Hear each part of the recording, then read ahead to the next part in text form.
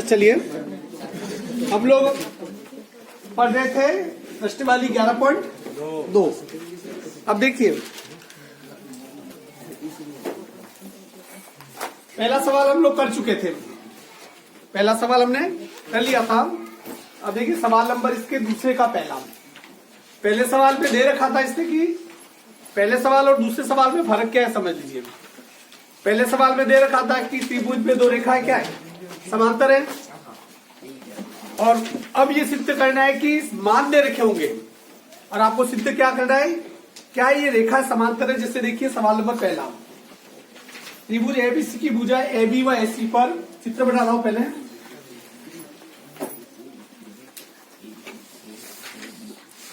AB AC त्रिभुज है, ABC की भुजा एबी व एसी पर क्रमशः डी व ई बिंदु स्थित है। क्या स्थित है यहाँ पर, डी और ये ई बिंदु स्थित है। नीचे दिए गए प्रश्नों के दिए गए मानों के माध्यम से डी पैरेलल बीसी होने और नहीं होने की जानकारी दीजिए। अब हमें ये सिद्ध करना है कि अलग अलग कंडीशन में क्या डी ई पैरेलल बीसी है या नहीं है या नहीं है। जैसे पहला सवाल देखिए इसका,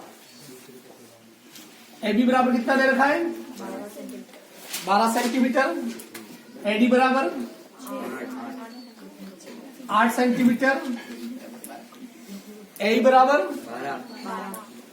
12 सेंटीमीटर और एसी बराबर 18। पहली कंडीशन ये दे रखी है। देखो ये समांतर कब होगी भुजाएं, जब तीन कंडीशनों पे खरा उतर जाए। अर्थात कि यदि वायदे में ये आ जाए इसमें कि एडी अपॉन बीडी और एई अपॉन ईसी बराबर आ रहा है तो क्या होगा, ये दोनों भुजाएं समांतर होगी। यदि एबी अपॉन एडी और एसी अपॉन एई ये भी आ जाए तो भी ये दोनों भुजाएं समांतर। यदि एबी अपॉन बीडी और एसी अपॉन ईसी ये तीन कंडीशन हो तो इसका मतलब ये क्या होगा, समांतर होगा। क्लियर। अब यहां पर देखिए क्या क्या भुजा दे रखी है वो देख लीजिए। पहले ए बी पूरा दे रखा है, कितना है, ए बी कितने सेंटीमीटर है और एडी कितना दे रखा है 8 सेंटीमीटर, ए कितना दे रखा है 12 सेंटीमीटर, एसी कितना दे रखा है पूरा ये 18 सेंटीमीटर। तो पहले मानक पे जिसे देखिए ये एबी अपॉन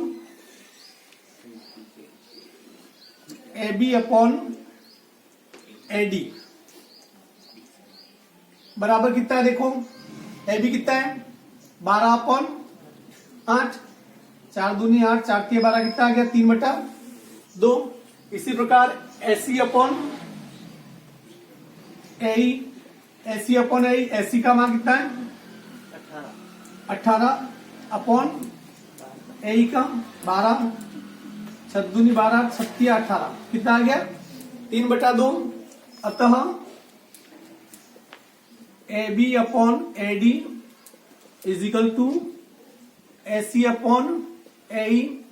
कौन सा आपका प्रमेय, वो प्रमेय का नाम कौन सा है, आधारभूत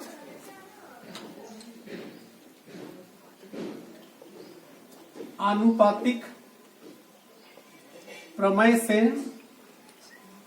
अर्थात कि ये कंडीशन इसमें मिल रही है, ये कंडीशन इसमें कब मिलती है, जब ये दोनों भुजाएं क्या हो, समांतर हो। अतः डीई पैरेलल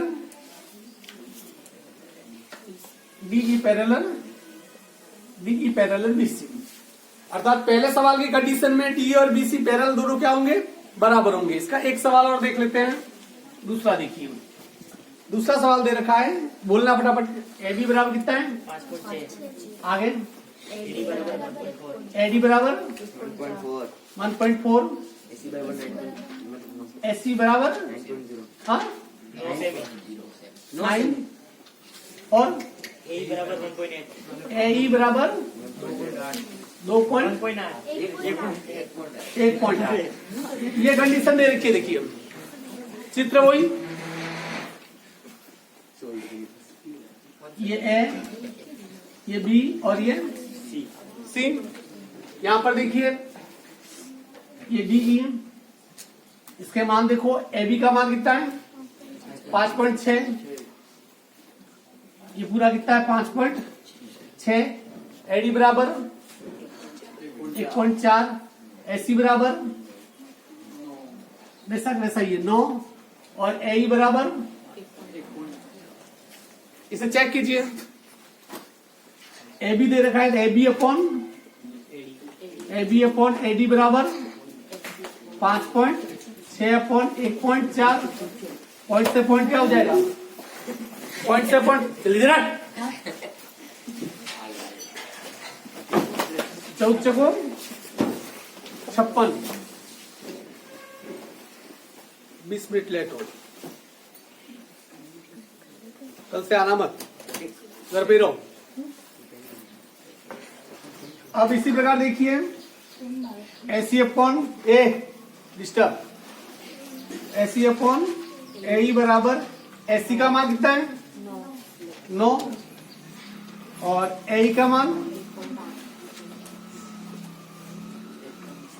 98, अर्थात कि ए बी अपॉन एडी कितना है, 4/1, एसी अपॉन ए कितना है 5/1, इसका मतलब ये हुआ कि A B upon AD not is equal to AC upon A, अतः डीई नॉट पैरेलल बीसी। इसलिए इस सवाल में चूंकि इन दोनों के अनुपात बराबर नहीं आए, तो इसका मतलब ये हुआ कि ये समांतर नहीं है, इसलिए अनुपात बराबर नहीं है। समांतर होती तो क्या होता, बराबर। तो इसके बाकी के जो 2 सवाल हैं वो आप लोग कर सकते हैं, वो आप घर जाके कर देना। मैं आगे लेता हूं, इसकी जो दूसरे प्रमेय वाले सवाल है वो देखिए। अब चलिए,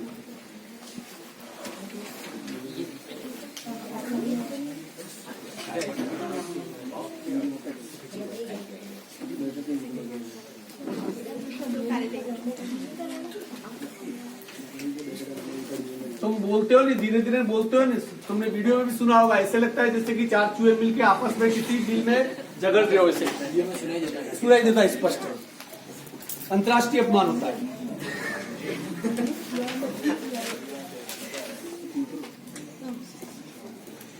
अब अगला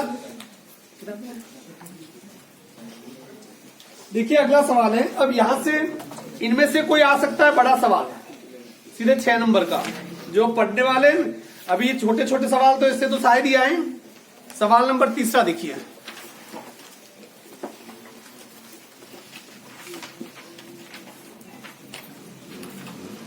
तीसरा सवाल है। देखिए, दी गई आकृति में एक चित्र दे रखा है, देखो इसमें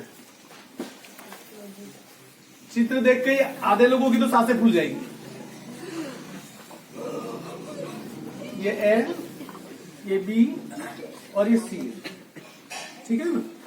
ओ ए, ओ बी और ओ सी पर, ओ ए, ओ बी और ओ सी पर पहले एक बिंदु बना देते हैं।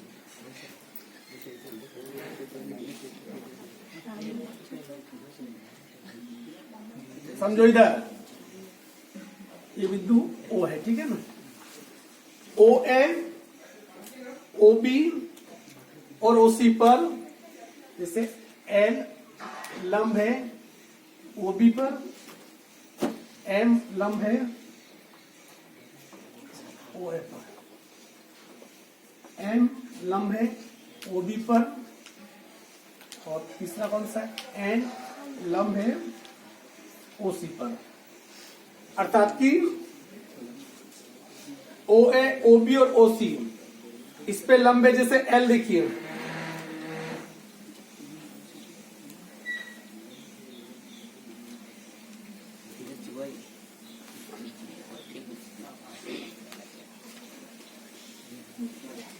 ओ ए,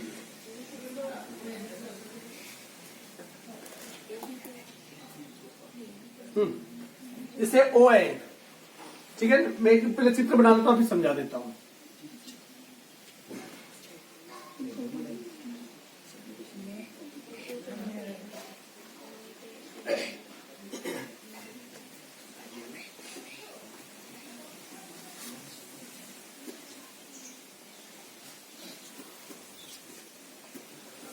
पहले चित्र पूरा बना देता हूं, फिर आपको समझा देता हूं।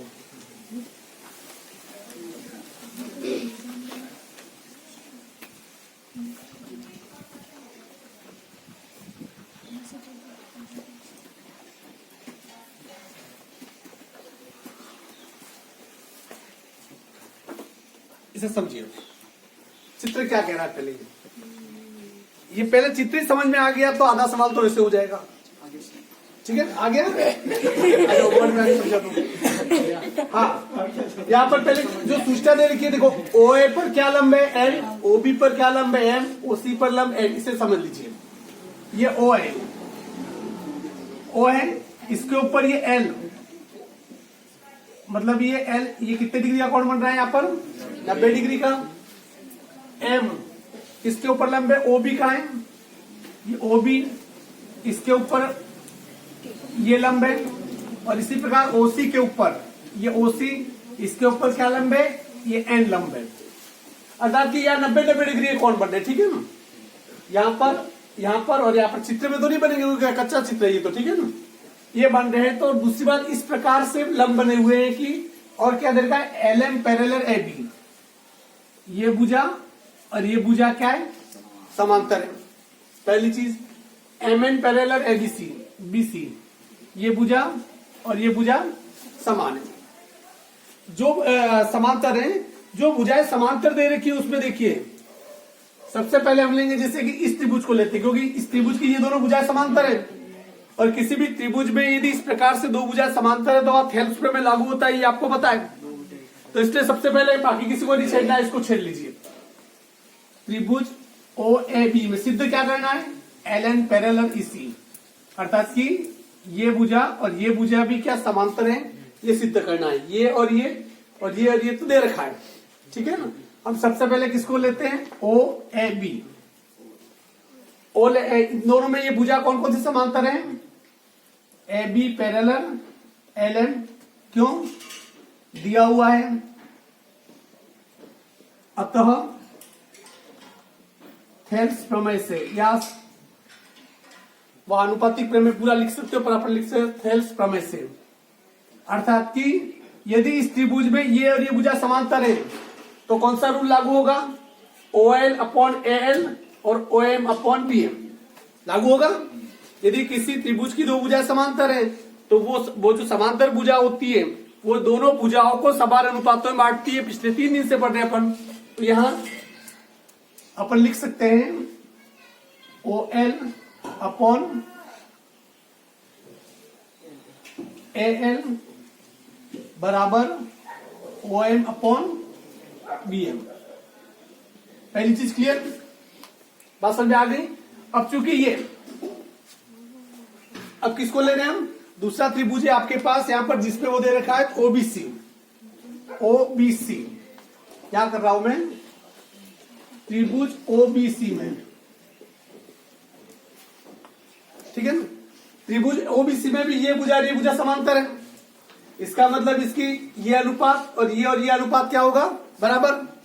तो यहां पर लिख सकते हैं इसमें हम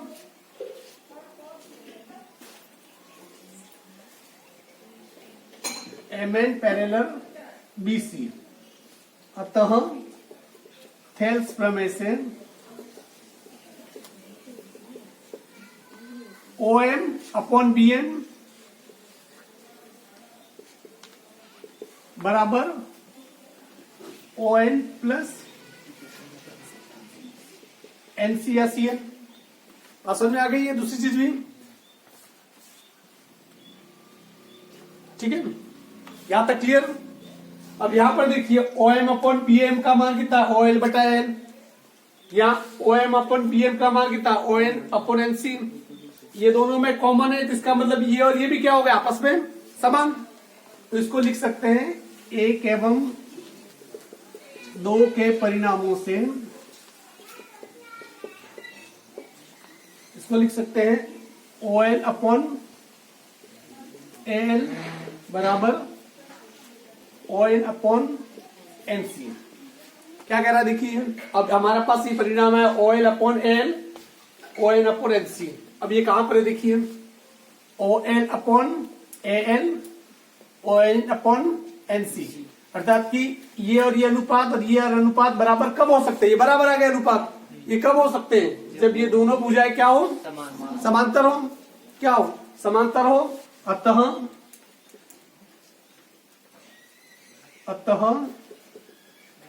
एल एन पैरेलल एसी इतनी सिद्धम।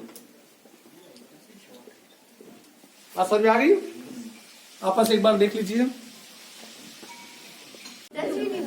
ये अपना आप भी बंद हो जाएगा। हाँ, यहाँ देखिए, ये चित्र सवाल नंबर चौथा। ये चित्र दे रखा है त्रिभुज एबीसी में डी और ई बिंदु ऐसे स्थित है कि इसमें दे रखा है बीडी मतलब ये भुजा और ये ईसी, ये भुजा क्या है? समान है। और कोण बी और कोण सी, ये दोनों कोण भी बराबर है। ठीक है, सिद्ध क्या करना है कि ये भुजा क्या समांतर है, ये सिद्ध करना है। क्लियर? ये दोनों तो समान है, पर ये समान है कि नहीं पता नहीं है। चलिए अपन इसे लेते हैं, कोण बी बराबर कोण सी, अतः यह क्या है? अतः यह एक समद्विबाहु त्रिभुज है। क्या है?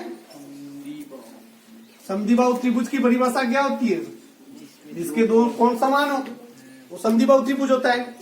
समद्विबाहु त्रिभुज है, इसका मतलब कि उसकी दोनों भुजाएं भी क्या होगी? समान। अर्थात कि ये भुजा ए बी और एसी ये दोनों क्या है? अतः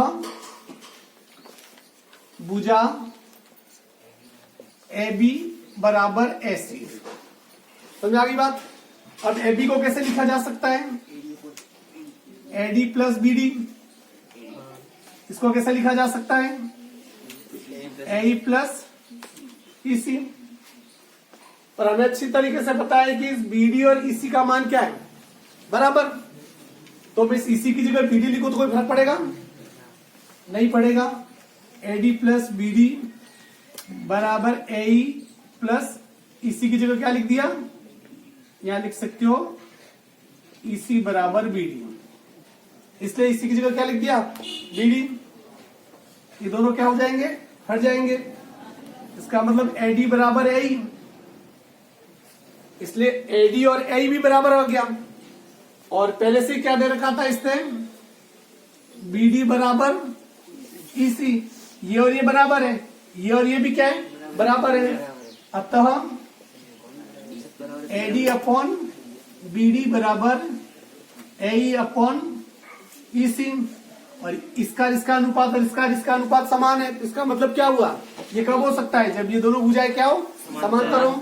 अतः डीई पैरेलल बीसी इति सिद्धम। चलिए अगला सवाल नंबर पांचवा सवाल क्या कह देखिए।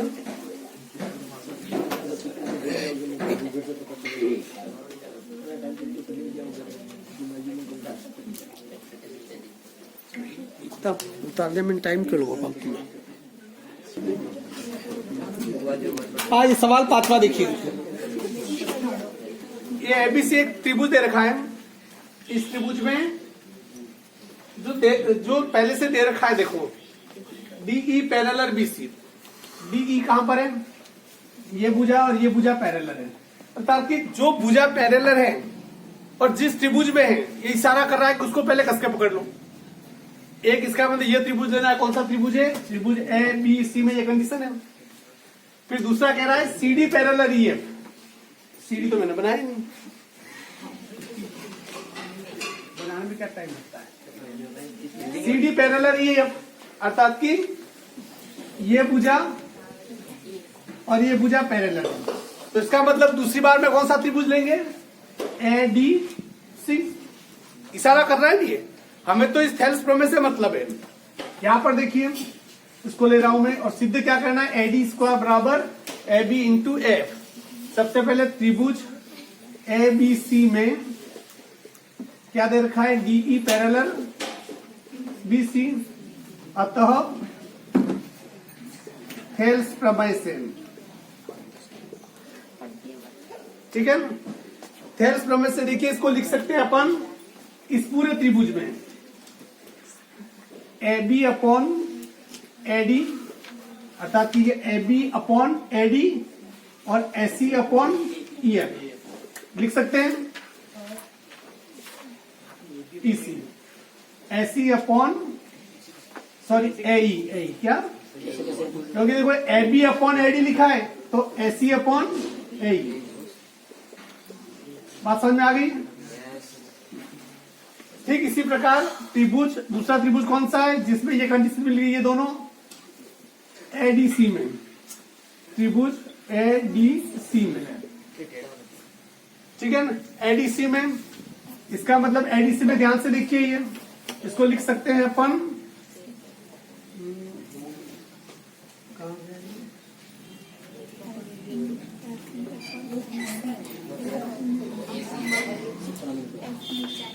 इसको लिख सकते हैं अपन ये जैसे A D C sorry A D C में एफ अपॉन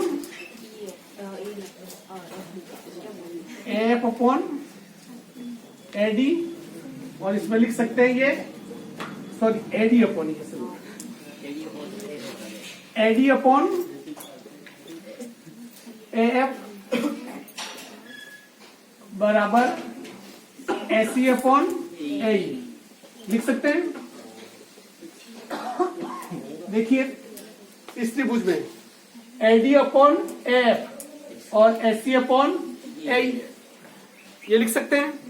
अब ये एक और दो के परिणामों से, एक एवं दो के परिणामों से ध्यान दीजिए, या एसी अपॉन ए का मान ये, यहाँ भी एसी अपॉन ए का मान ये, इसका मतलब ये और ये दोनों क्या है, समान है। इसको लिख सकते हैं A B upon A D बराबर A D upon F, cross multiply कर दो, एडी का गुणा एडीसी किया तो एडी स्क्वायर बराबर ए बी इंटू एफ, यही सिद्ध करना था, एक ही सिद्धम। क्या आ गया ये? ठीक है, तो आज कितने सवाल किए हमने? 5, और एक आधा सवाल अभी आपकी मर्जी से मैं करवाऊंगा। जैसे छठा सवाल है प्रमेय है, मैं नहीं बताऊंगा और तुम सोच के करो, आपका दिमाग चलता है नहीं चलता है। चलिए